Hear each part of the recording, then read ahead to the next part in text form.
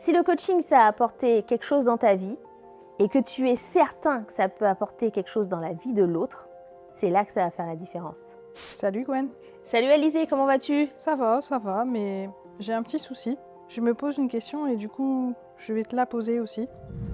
Comment je fais pour montrer à mon client que je suis différente des autres coachs? C'est une bonne question parce que en ce moment, il y en a tellement des coachs que ton client, le premier truc qu'il doit se dire, c'est « Ah putain, encore un ?» Et donc, effectivement, tu as raison de te poser cette question. Qu'est-ce que tu as déjà essayé pour résoudre le problème? Écoute, j'ai suivi des formations de copywriting, j'ai suivi des formations sur du storytelling, j'ai même essayé d'agir différemment de ce que je fais d'habitude, mais rien n'y fait. En fait, le vrai problème, c'est qu'il faut que tu augmentes ton degré de certitude.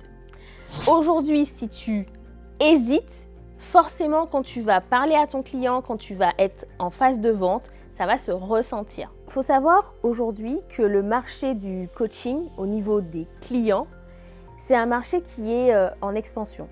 Et la plupart des clients, ils ne savent pas ce qu'on fait exactement en tant que coach. Ce mot, il est à tellement de sauce entre le coach sportif, le coach de ceci, le coach de cela, que les gens, ils sont perdus. Ils savent même pas ce que c'est que le métier de coach, tu vois. Donc, je pense déjà qu'il y a une partie d'éducation.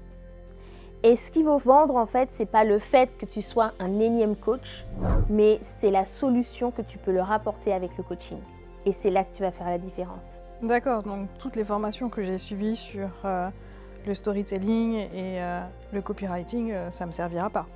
Ça a sa place, mais ce que je veux dire aujourd'hui, c'est que si tu t'intéresses plus à tes clients, à leurs problèmes et à comment tu peux le résoudre avec le coaching, c'est ça qui va faire la différence. Tu ne vends pas du coaching, tu vends un résultat et des solutions. D'accord, donc en fait la bonne nouvelle, c'est si je suis certaine de mon résultat, le client, il va venir chez moi.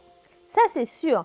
Si le coaching, ça a apporté quelque chose dans ta vie et que tu es certain que ça peut apporter quelque chose dans la vie de l'autre, c'est là que ça va faire la différence.